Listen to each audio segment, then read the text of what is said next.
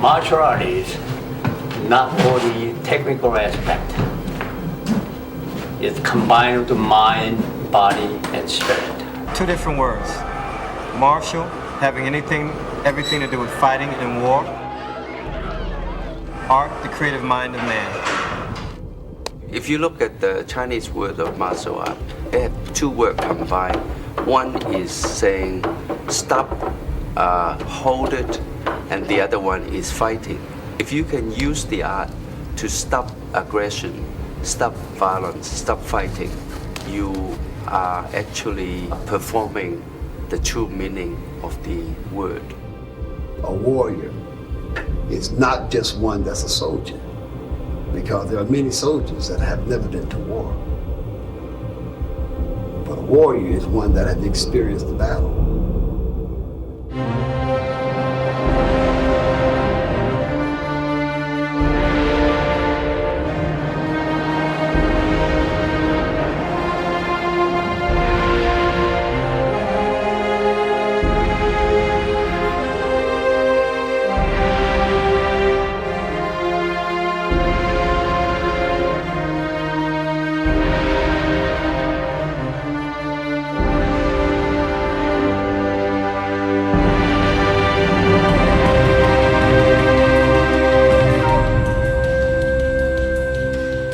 All the martial arts styles emanate from Kung Fu. A man named Bodhidharma came from India. During his travels, he stayed at the Shaolin Temple for a number of years, and he taught them some techniques he'd learned in India, which then developed. He also taught them Buddha at the same time. When the martial arts and when Buddhism spread down to the peninsula, to Korea and off to the islands, it was affected by the peculiarities of the cultures that it was introduced into. Imitation is flattery, and in the martial arts, imitation led to mutation. The location and surroundings of the dojo would affect how the discipline was practiced. Spirituality, military initiative, and overall cultural variances would profoundly affect the ways in which the martial arts evolved. In Korea, as if it's Japan or any other country, you're limited to that one style of art. In the United States, there's so many different forms of martial art.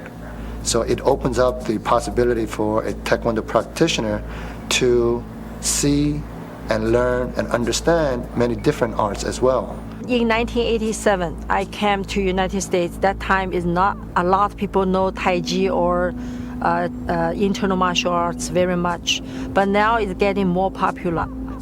But the internal martial arts is different with the external martial arts because it's really to build up your energy, and also it's between your body and your mind and your spirit. I think here Western people is more sensitive for the Qi feeling. So teach here is more easier than teach in China. America's contribution is that we've been the place for all these fabulous Eastern martial artists to bring their culture, to bring their martial arts ways, to bring their Eastern philosophy and their wisdom. And I believe that we wouldn't have anywhere near the martial arts system that we have today if we didn't have that melting pot influence from all these different countries.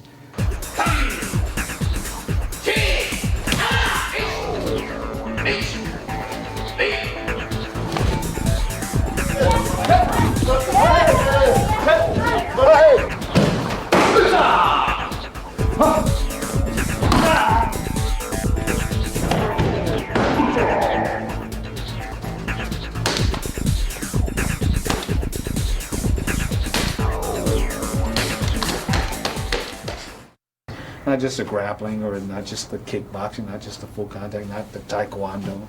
It's making yourself as versatile as one possibly can, and that's what the martial arts is all about. If you sit there and you stay close, say, well, my style and my thing is the only thing, and this is the best, and this is going to work no matter what, I'm sorry, you lied to yourselves and to your students. The modern revolution in martial arts has led to increased tension between the practitioners of the time-honored pure forms and those who engage in today's progressive amalgam of styles. Is it art or is it a sport? Does change pay respect or disrespect to all that has preceded it?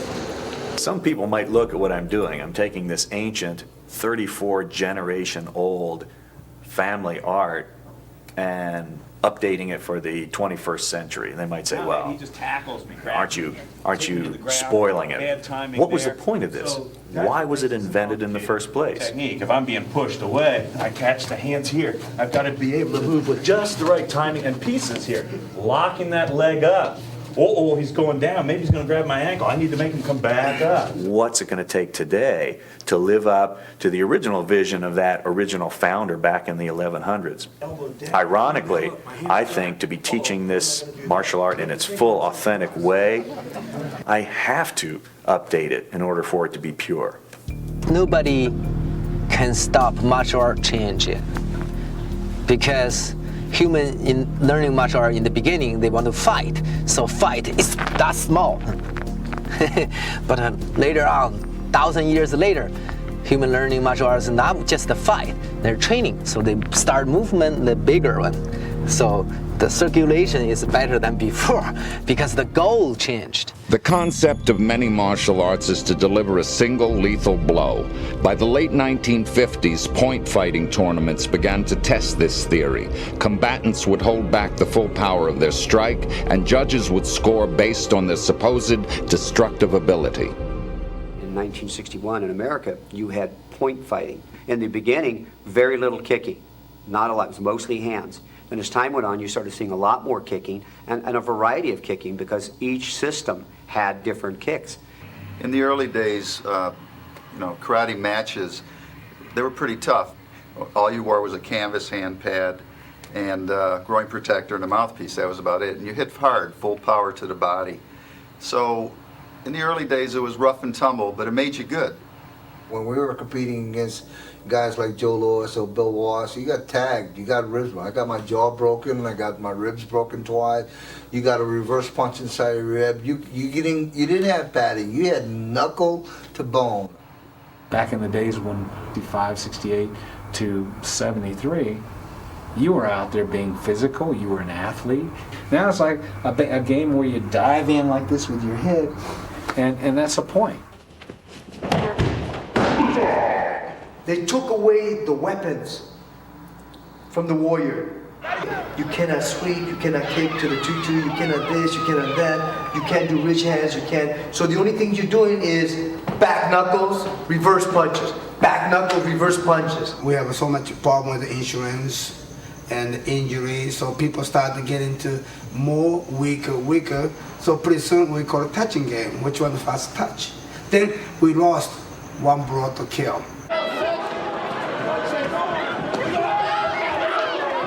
I think the competitors are as good as they ever were. It's just that with the padding, the techniques, they might not look as sharp because everyone seems to be over padded. In tag contests, sometimes it's deceiving because you think you can really do full contact from the tag contest, and it's a different game.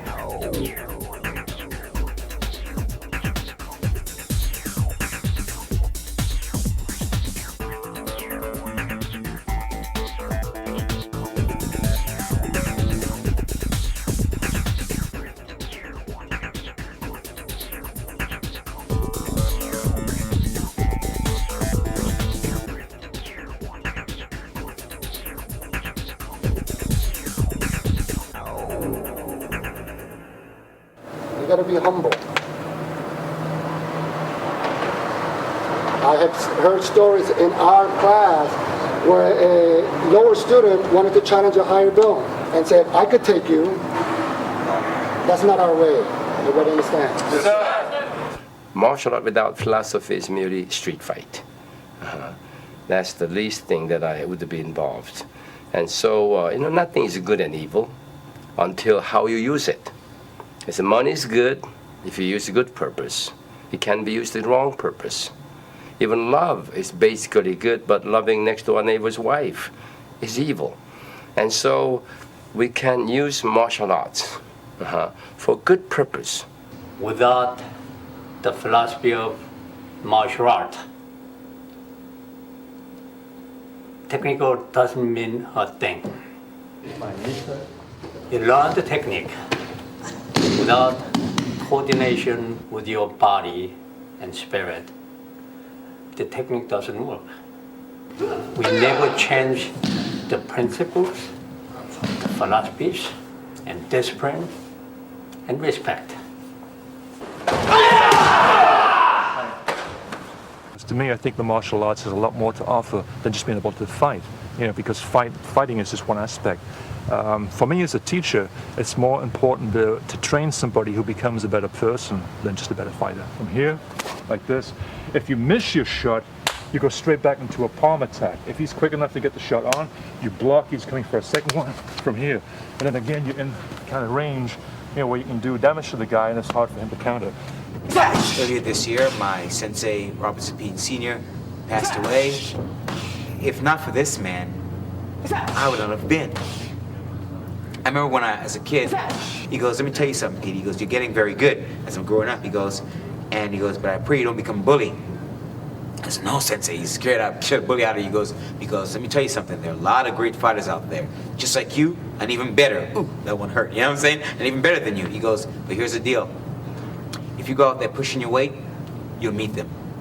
You'll meet the guy who's better than you. He goes, if you go out there and you never push your weight, you never will. The wushu videos that we have are direct from China, the Republic of China. And the performances on those tapes are so awe-inspiring. They're just unbelievable. 还要用大锤砸下去，就算砸不碎脑壳儿，也会扭伤脖子。哇，孙女士的头功的确了得吧？啊？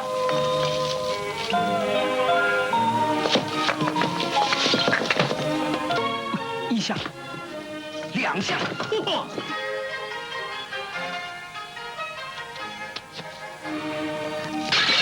没事，我都不敢看了。哎呦，哎呀，头颅都顶着鹰枪的枪尖儿。哇，这个项目相当危险，除了要平衡之外，还要考那边发力，这边呢受力，由轻到重。These people grow up with the martial arts. Wushu is their life. If that were to happen here, you'd get arrested for child abuse. In China, harder than the States because in States people just like it, then they need to have a job, they have a family, they need to go to school, then they're training, 2 hours, maybe 3 times a week. But in China, a lot of students training 8 hours a day, still on their, still training 8 hours a day. So that's why they're so hard. I remember once we need to put my legs on the wall, just like that, for 4 hours. So 4 hours. Then the teacher is gone. We don't know where is the teacher. But we scared the teacher, anytime maybe he come back. So we still keep the leg on the wall for 4 hours. After 4 hours, that's the whole training. Nothing, just one leg put on the wall. After that, we're walking like a dog. Maybe just couldn't walk. In those days, the masters do not sort of go on hands-on to deal with the students. Usually, it's the senior student teaching the junior students, and it was never allowed for anyone to ask questions unless you were talked to. You would never talk to your master. When Bob Jones and I went into Kai, we would do probably a minimum of 45-minute warm-up. I mean, I'm talking hundreds of sit-ups, hundreds of squats, hundreds of push-ups. They were the days when if 10 people dropped out, 20 wanted to join. So then comes the days where there's a school on every street corner. It's not about really what the art used to be. You want to buy a black belt, it costs you $2,000. You want to buy a brown belt, it costs you this. It's about money. You can buy your black belt in the mail. And then you have schools, every 3 months, you're guaranteed a rank. The guy in the office, he don't really want to whoop nobody's butt, but he wants to say, hey, Tony, on the golf course, guess what? I'm a black belt. You know what I'm saying? Hey, that's great. I got a brown one myself. No, Tony, karate, watch yourself. I've had confrontations with a couple of black belts in whatever art they do, and it's kind of useless stuff. They're giving out black belts like, potato chips on a corner. That's the good thing about jiu-jitsu. You have to go for a long time before you even get a blue belt. That's the first belt. I mean, you have to beat everyone in the gym before they give you a belt to get promoted. There's some schools where they kind of hand them out. It's more like going to church. You go to your training, the family's there, the moms are there, and it's beautiful, and it's sifu, and here's your belt, good work. It could be very internal and very, very helpful for their life, but as far as combat goes, I think, there's a lot of black belts that are overrated, yeah. Getting a body shot from a professional fighter, one shot, I don't think there's many black belts that have actually felt that. Just a nice, simple shot. While the tenets of the martial arts have literally been lauded for centuries, detractors question the effectiveness of the training as it relates to the real world. Will the techniques stand up when there are no holds barred? Self-defense like skydiving, okay? Go up in that plane, okay? For damn sure, one, your instructor better had jumped out of that plane quite a few times, right? 2, know what he's talking about. 3, know how to train you, right? And 4, your parachute better work, okay? Otherwise, right? So why is self-defense any different? It's no different. There's movements, a different series that you learn where it's slapping movements.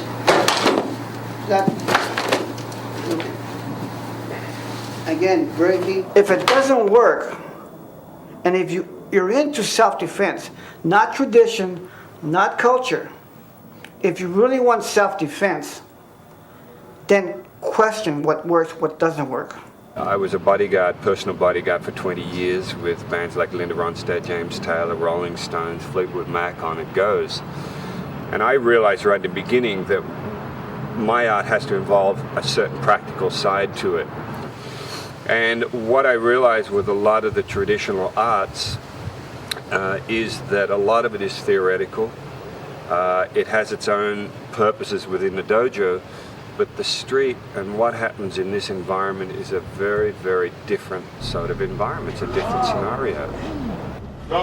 Running is the best self-defense, but at the same time, what are you going to do if your back, is up against that wall and you're cornered and you're trying to talk you out of it, trying to get away, you can't get away? Then what do you got to do? You got to go through that guy. I learned a lot of things the hard way because in my neighborhood I had one big plus and one big minus. The big plus was, whatever you learn, you get to use it. The minus was, whatever you learn, you had to use it. And if it didn't work, you found out very quickly.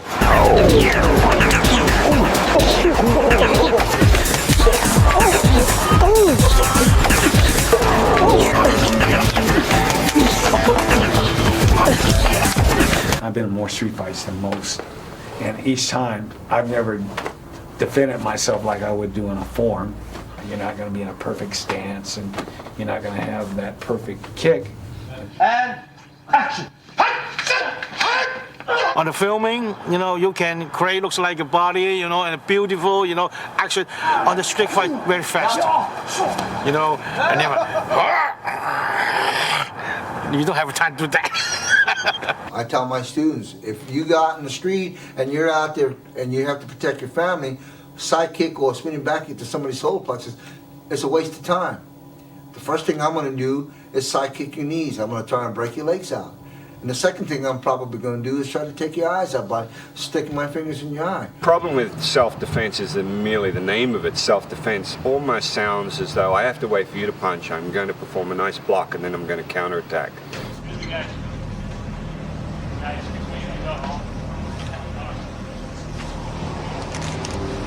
If I thought in the next 2 or 3 seconds that you're going to try and hit me, I'm going to hit you first.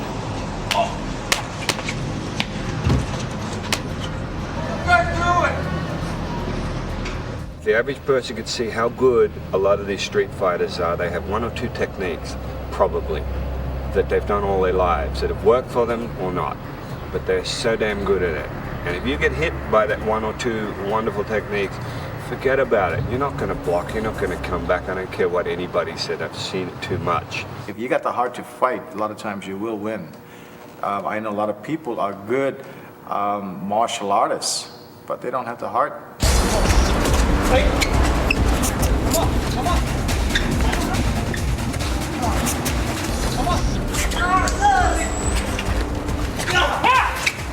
on. Really measure yourself, know your enemy, know yourself, and really understand what you can do or you cannot do.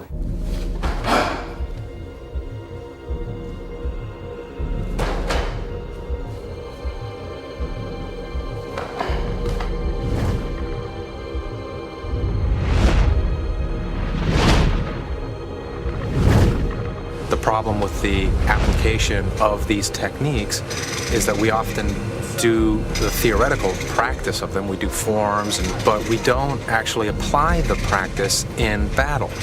And when we don't apply the practice in battle, it's all theoretical.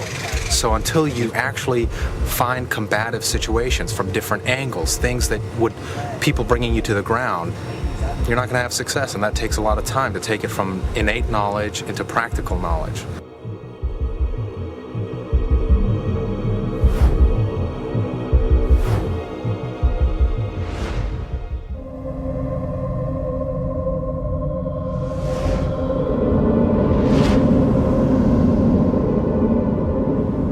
My Kung Fu training, you know, a lot of people tend to say that Kung Fu has is good, but it, you know, it's too soft.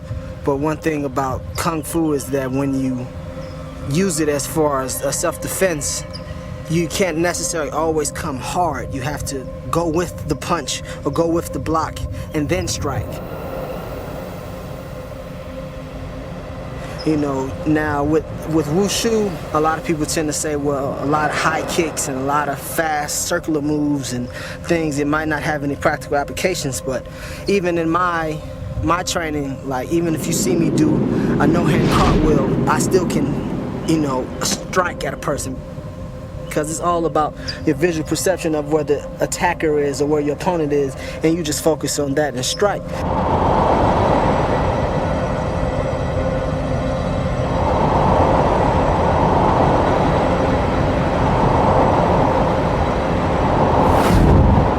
All of these are blocks, strikes, you know, punches, grabs, different turns and pulling. So, you know, I've had a lot of pressure on me competing on the national circuit, where they say my wushu has a lot of gymnastics in it. But then if you can use it where you can defend yourself, then it has every application rather than a regular reverse punch or a back kick or a front kick. So a lot of times people have asked me, does it work? And I always say, well, attack.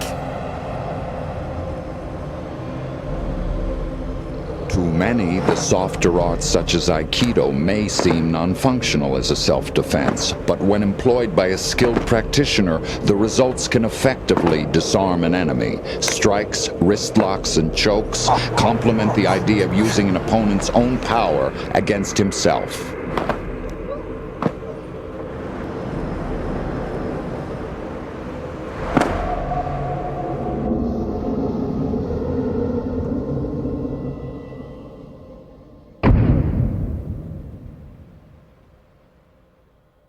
When I was a child, just like you, the reality was that if you kicked somebody, that was dirty fighting. As the martial arts influenced people, started to realize that they can do as much or more with their legs than they can their hands, the kicking has changed its total image from dirty fighting to appropriate fighting. As expected, with the diversity of styles in martial arts comes a myriad of opinions as to exactly whose kick prevails in ferocity and effectiveness. The most effective kick is basically anything has to do with thrusting, power kicking. For instance, you have the Muay Thai kickboxers, their round kicks have the most powerful round kicks because the way they torque their hips into it. But then you have Shotokan, you have the ball kicks. They have the most powerful ball kicks because every day they're thrusting their hip forward. And also side kicks. Don Wilson's side kick, or his side kicks, very powerful. That's the one. that hits under the chin or the nose, it's pretty much a bad day for my opponent.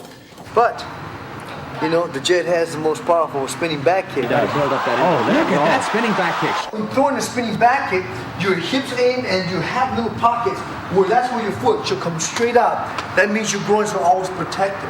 He has a lot of good look at that spinning back. Spinning side kick, is when your knee comes up, in which most people, taekwondos, throw a spinning side kick. And it's a spinning side kick, I've had my cup broken that way. Wow. So I don't do a spinning side kick, I do a spinning back kick. Back kick, that went in. Then he followed. But you find actually a lot of taekwondos, they have spinning back kicks that are very powerful, very quick, and straight in. We want to use combination and kick and kick, kick. Always combination, kick and kick. Always recoil. That way you get many combination moves. Muay Thai usually only one kick. That's what they do, and then follow the punch. And I think they are very sloppy. You see the sloppiness. When a karate man comes up, or a taekwondo stylists come up and they throw a roundhouse kick, they come up and they back and down again. They stop and bring it back. When a Muay Thai fighter throws a kick, he penetrates to rip your head off. There's no pretense in this technique. The art is in the effectiveness of the technique. Now, good. So when they throw a high kick to your head, boom, they hope into like go 360, rip your head off. You're going to the leg, like very few arts to kick to the legs. And due to the legs, it's always a snapping technique. With Muay Thai, when they kick to your leg, they're kicking, boom, to break that leg.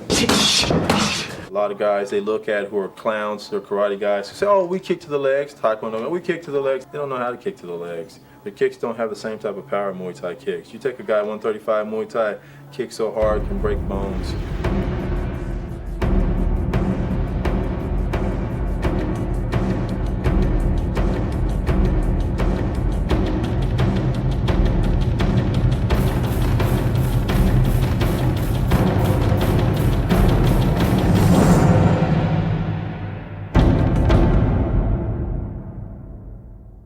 Kickboxing and the boxing brought reality to the martial arts.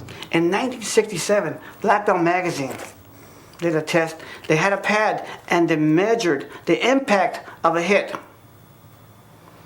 And that hit was, they were doing a karate hit, and against the boxer's hit. No comparison. The boxer's hit was way above the karate hit. But you know what? They're still punching that way. They're still training that way, because that's the way they're taught, and that's tradition, and that's culture.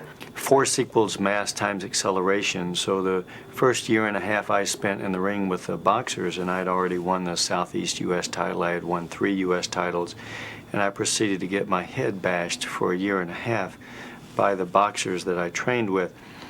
In analyzing exactly why that happened, we realized that the boxers really use a lot of mass when they punch. We in the martial arts learned how to get good acceleration when we punched, but we didn't really put our body mass behind it.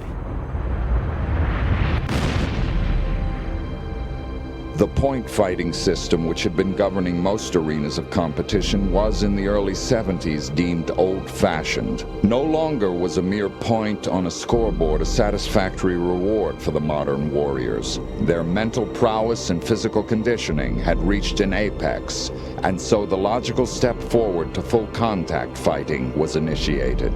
Well, Bell's the pioneer. I mean, he's the one that paved the way. He could do with his left leg just amazing feats. And Ecolis and his corner did not appreciate it. That's a beautiful left arm kick. Boxing pull us down. Bill's kicks were clocked higher than 70, more like 100 miles an hour. Speed is maybe third or fourth. Timing and distancing are the most important things. You know, there's a lot of guys that were fast. A lot of guys that are just as fast as I am. But one thing that I think I did have when I was fighting, I have really good superb distance and timing. That did not land on his face, but it was a good-looking kick. You see the crowd loves those kicks. Work. That's right. Did that land? No, that was a good-looking kick. The crowd loves it. Oh, that one did land. That Wallace kick did land. You know, I really enjoy kicking people in the head. It makes me feel really good. And the more I kick them, the better I feel. Yeah, about it. Didn't hurt. So round 5 is... You know, in my whole career, I had 5 weapons. The side kick, the roundhouse kick, and the hook kick, the jab, and the left hook. That's all. Because my right leg was bad, I'd have to face left side forward to protect the knee. The side, the round hook kick look exactly the same, till I straighten it out. So you got, what, that far to react to decide what kick I'm throwing. Up until now, thank God, you've decided to block the wrong technique.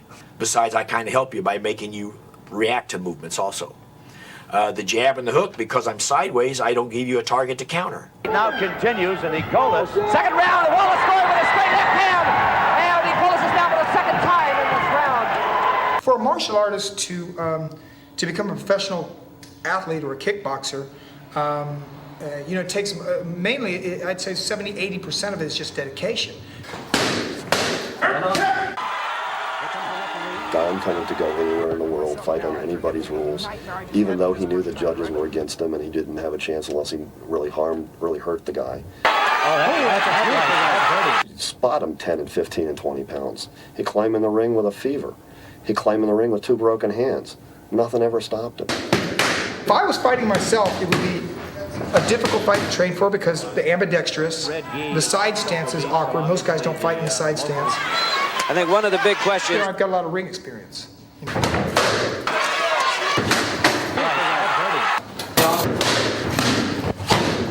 I'll be honest, most of my fights, a lot of the good fighters I fought, everything went my way on that given night. You know, Maurice Smith, James Waring, Alexio, Terrio, a lot of the guys I fought, things could go the other way. But they did. Nice combinations. Out of the corner. Oh, I think that left hooks. That caught him. That left, right. Oh, that's a headlock. That's hurting. He is hurt. Oh, he's down. I personally feel Benny Urquidez is the greatest full contact kickboxing champion of all times. But Benny fought every kickboxer, every style. You tell him where you wanted him to be, he was there and he was always prepared. They fought with me because I wanted to wear long pants and they wanted me to put on traditional tie shorts and I wouldn't do it. And I said, then finally I said, I'm going home. If I can't wear my long pants, I'm going home. So they just said, doesn't matter. Suzuki's gonna knock me out anyway, so it didn't matter to them. They said, fine. So I know they told Suzuki to try to finish me off fast. I was having fun.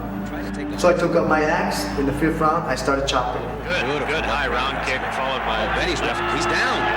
He's down. Benny hit him with several combinations. The mouthpiece is out. Benny right back on him again. Combination lefts, rights to the head. And he's down again, second time. In the United States, definitely we'd stop the fight here. His corner is saying, get back in there, and I think he's saying, you get back in there. He looks like he's had it. Should stop it. No, they're gonna let him go on again. Benny right on. He knows he's got him on Dream Street. Look at that left. He's not going to get up from that. That's it. The winner. Indeed. No sooner than I finished him, knocked him out, Okawa jumped in the ring. I don't know what he was saying, but he was pointing this and that. And so the interpreter asked me, you know, what do you think about fighting Okawa? And I said, well, what's the difference? And he said, well, do you know who Okawa is? And I said, was I supposed to? I have no idea who he is or what he is. All I know is he challenged me. I accept. So when I got in there, he looked much bigger than me. His thighs, his calves. I said, are you sure this guy, man, is at 140? Like many of the other fighters in Japan, they're tremendous right hand. That doesn't happen often. Look at Benny. He's right back up. Small. As I dropped, I looked up at him. He had a little smirk on his face. And I looked down at my brother. My brother goes, I jumped up. I said, now we're going to fight. And this guy threw me across the ring. Every blow he hits, I can feel it. He is very strong. So my brother said, so what are you going to do? And I said, I'm going to have fun. The round came. My brother said, take out the axe, start chopping. Then when I came back, I told my brother, his chin is weak.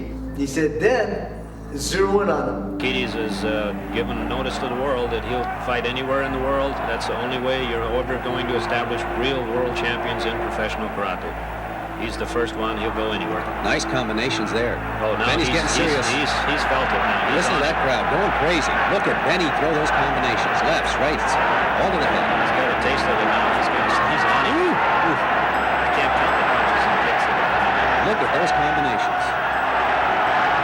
Sugar Ray Leonard's trying to come back. Sugar Ray Leonard with feet. Look at him go. Beautiful. Wants to hang on. Urquidez says no. He says it's time, baby. It's time. Thrust kick. Oh, look at that right. I jumped on him and I didn't stop. All the way up until I knew that he couldn't stand no more. I'm a good finisher, but I'm not the kind of person that would do it to try to hurt somebody.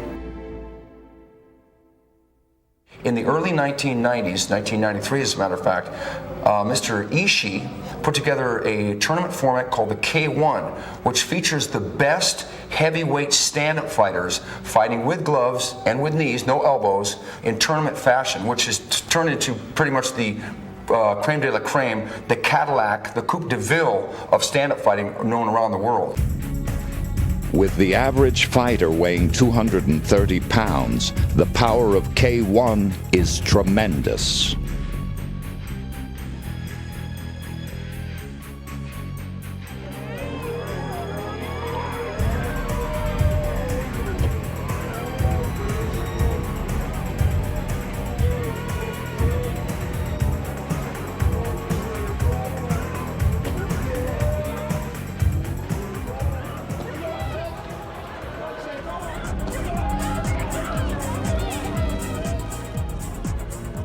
I think K1 is one of the most spectacular events in the world.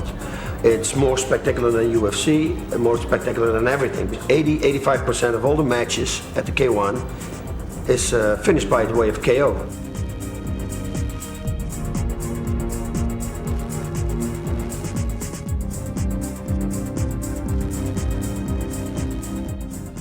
K1, they have a tremendous amount of knockouts because in a tournament format, let's say you've got to fight 3 fights, and you can get banged up, your knees, your shins, your everything. They want to get that fight over quick.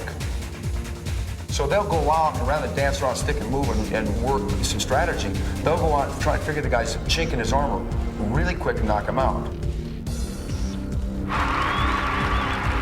Most of the great fighters in K1 have come from Europe, predominantly Holland. The 2 greatest fighters in K1 history, in my opinion, Peter Arts and Ernesto Luz, are both from Holland.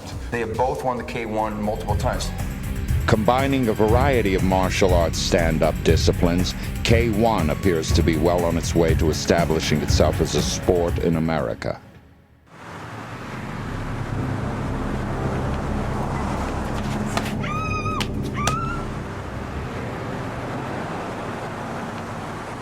I really do feel every woman should know some sort of self-defense because the situation, the society is so dangerous, and just by knowing a little bit, sometimes that can save your life. Self-defense is probably one of the easiest things a woman can learn.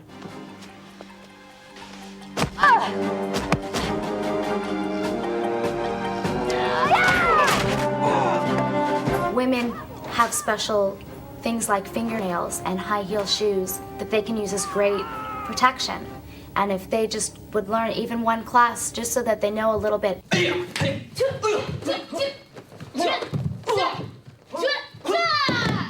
And even their keys on the way to the car. It's great protection for a woman that they always have on them. And I think every woman needs to learn a little bit just in case they're in that situation. Because when it happens, the guy's trying to get her on the ground. He's physically stronger than her, but if there's no weapon, which in 80% of the rapes, there's usually no weapon, it's just verbal threats. She needs to be on the ground, using her legs, her lower body strength against his upper body, which is a good trade. Standing up, getting hit. She did Taekwondo where she's thinking she's going to punch and kick with that guy, and she was wrong. Because what criminals do, they get control, and they get control fast, and they get control by hurting you. You see, they don't do wrist grabs and lapel grabs. They get control fast. Because if they're trying to grab your wrist, you're going to start resisting, you're going to start attracting attention. They got to get control fast, so they got to hurt you fast, get you on the ground, boom, now the shock's in, they've already controlled you or you're unconscious, now they can do what they want to do. It doesn't matter how much self-defense any woman knows. She is always going to have a hard time against the average man, the average size guy. For the record, the average rapist is 145 to 165 pounds.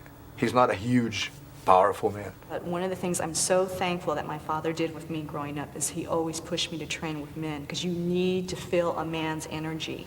Don't really agitate your corner right now, just kind of simulate it. Woman's being attacked, she has one choice to make. Who's going to the hospital and who's going home? If you're ever near his ear, you're going to take here and rip the sucker off, twist, like rip it off, okay? If you by his neck, you're gonna take a bite out of him, right?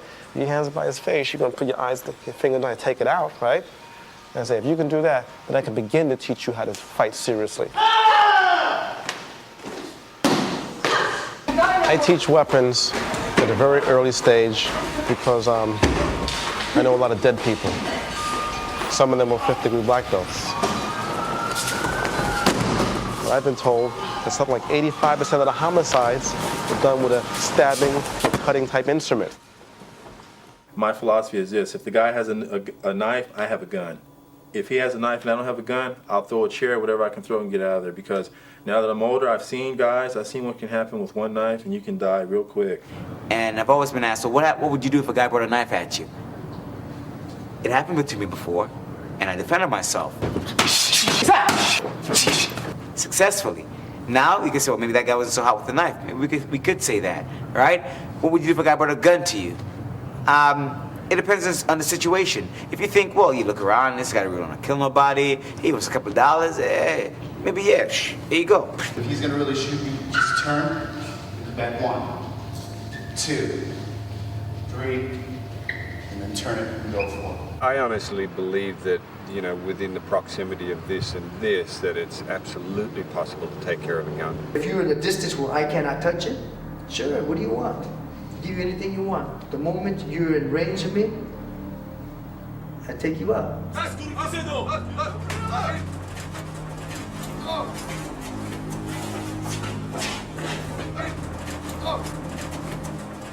Bigger guy have a white shirt and underneath he have a gun 45, big.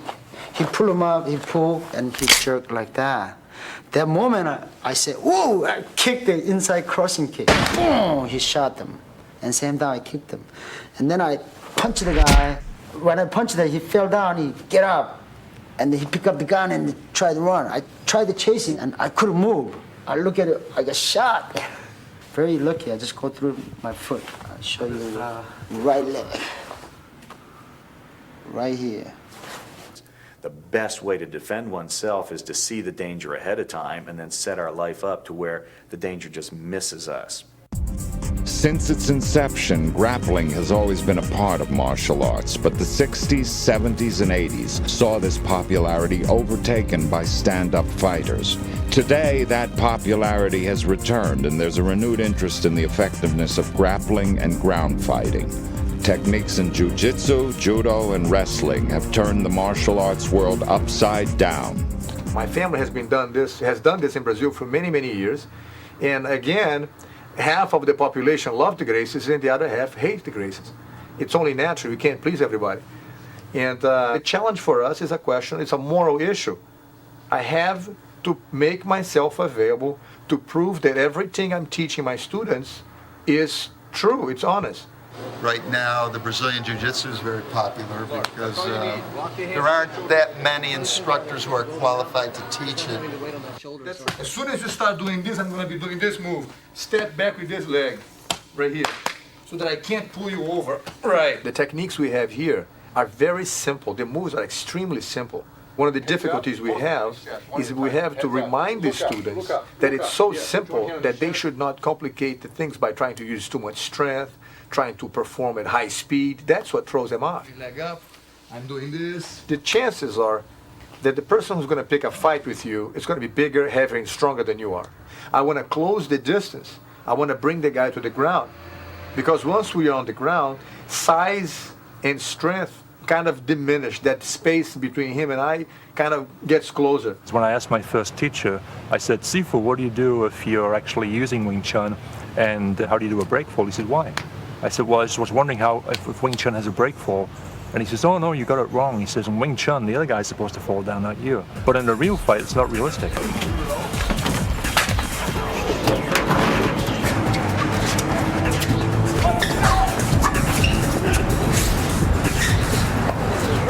I think whatever you can bring to the table is good. I've studied some of the Chin, a little bit of jiu-jitsu, but I wouldn't call myself a grappler. But the thing is, it's always good to know what people can do to you, and that gives you the ability to counter it. The general perception is each martial art is good on their own thing. You can't compete against one another because the rules are different. And I said, wait a minute, what rules? What rules on the street? That's why I developed the concept for the Ultimate Fighting Championship. The public loved the concept because now it's time to separate the sheep from the goats. You know?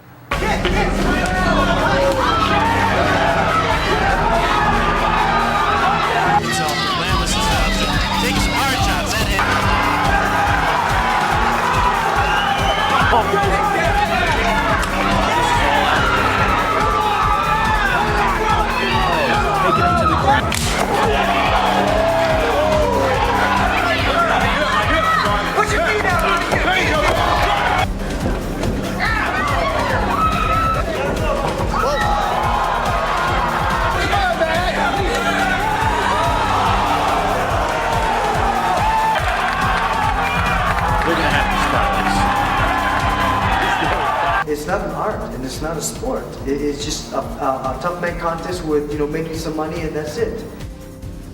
It's a good test for martial artists. I think it's good to wake some of the martial artists up. Footwork is everything. If you're the fastest guy punching, if you can't move in and close the distance to get into that guy's area to punch him, then you'll never hit anybody. I don't care how fast you are. I like the Ultimate Challenge because it tells you what is real. I use that as my lesson plan. I got videos why this guy got taken down and why he lost. And then I tell him because he did this and did that. They look more brutal than they really are. Fighters that compete on no-hold bar actually will sustain less injuries than boxers, for example, because of the repetitive motions. The gloves in boxing, they protect the fighter's hand. They don't protect the fighter's brain. Usually they take 1, 2 blows or just a few blows. When someone does, for example, boxing, they get punched, they get punched, they get punched, they get punched. For the athlete's brain, they're getting the impact all over and over, over and over. When I first saw it, yeah, it was a bit brutal, I have to admit. But after a while, they made it a lot softer and made it more of a sport, which makes it less dangerous for the fighters. If you compare kickboxing versus UFC, honestly, I see kickboxing a little more dangerous. Let me articulate this. This is Thomas Denny. How you doing? He's a professional no-holds-barred fighter, former Extreme Shoot lightweight champion, and he's currently moving around the international circuit. And he's good standing, and he's good on the ground. He's a real funny guy too. Fought Doug Evans for just one of the lightweight matches. Went in thinking the guy was 1-1, and he was more like 9-0. And I fought him, and first part of the fight, I don't know, I still had a little jitters, had a little nerves going on, worrying about my leg. Before you really get into a fight, you want to, analyze your opponent, see what kind of opponent it is. If he's a striker, obviously you're going to go in, take him down, work him on the ground. If he's good on the ground, stand up. Just analyze each opponent and take it for what it is. I love standing. I love standing, but the problem is everyone knows I love standing. So as soon as I get in, the first thing they do is they rush me and try to take me down. They don't ever want to stand with me. So I'm still waiting for that perfect opponent to get in, and let's just bang. Let's just go. Most of the time people think, it's going to be a 1-2 punch is going to end something, but usually when you get 2 guys fresh, they're not coming out like street fighters anymore. Everybody's coming in versed, everybody's coming in, well-rounded, they're coming in conditioned, and eventually I just relaxed, took my time, started pounding them a little bit, eventually got the rear naked choke, choked them out for the win, kept going. We go out there, we have a good time, take it as a sport, and whoever wins, wins, and we go out and party again afterwards. My name is Bas Rutten. I was born in Holland.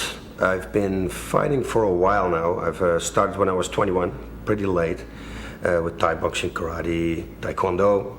From that I moved on till this type of fighting, and that I started doing professionally at the age of 28. It's in 93. September 1st, 1993. I never forget it.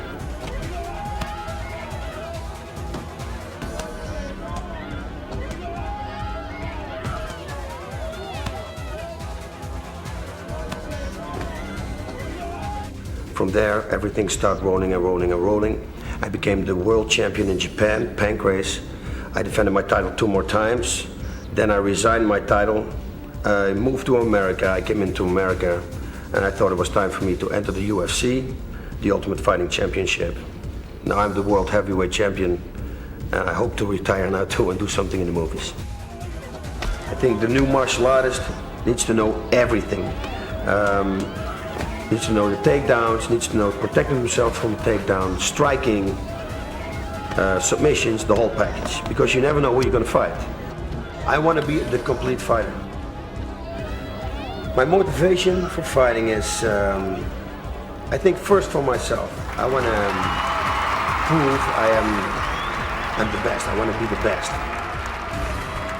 How the fight game has changed. You're a more educated fighter, more technical fighter, physically stronger, endurance isn't a problem, you know? And you put all these factors together and you come up with a new modern ageless fighter. I'm part of it. I'm part of the new breed of fighter. And not one art by itself is going to stand alone. Life is martial arts. Everything we do is a form of martial arts. It's a strategy, it's a movement, it's a becoming aware of things. It's all of that. If you want to learn about conflict and violence, study the martial arts because it brings it up. That's what it's supposed to do. So lay it out in front of you and you can begin to see what's behind this. In the future, people still want to have, want to good, healthy, their family healthy. So martial art is a very good way to learn because they have a different age, they have different styles. Children's style, the old man styles. Also martial arts, we don't need, like the other sports, we want to swim, we need a swimming pool. We want to golf, we need a golf, big log to play the golf. The martial art just you have hands, you can training. If I cannot move, I can still use my heart, learn something internal training martial arts. What will a student derive from studying the martial arts? The answers could be as numerous and varied as the myriad facets of the discipline itself. Some will walk away with more focused brain power, some simply with a stronger body. To search for the one perfect discipline is an exercise in futility, yet the journey of self-discovery that accompanies every student of martial arts will provide enough exercise for the mind, body, and spirit for a lifetime.